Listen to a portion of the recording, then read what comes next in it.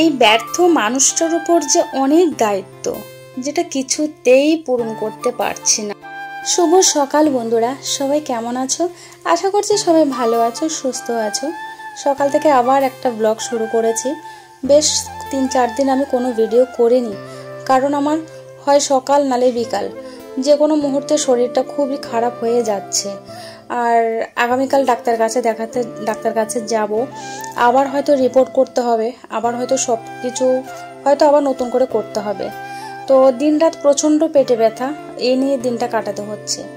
তো যাই হোক, আজকে সকালে শাক ভাজা করে মনাকে খাইয়ে স্কুলে পাঠিয়ে দিলাম।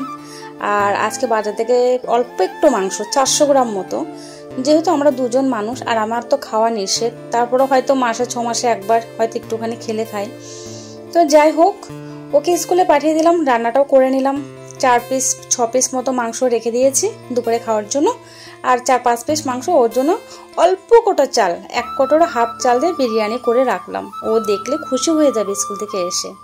তো ভিডিও শুরুতে তোমাদের সাথে একটা কথা বলছিলাম যে ব্যর্থতা নিয়ে আসলে রাত দিন একটা টেনশন আমি মরি, যে আমার উপর যে দায়িত্বটা, আমার বাবা মাকে দেখা বা তাদের জন্য কিছু করার, অন্তত কিছু করার খুব ইচ্ছে।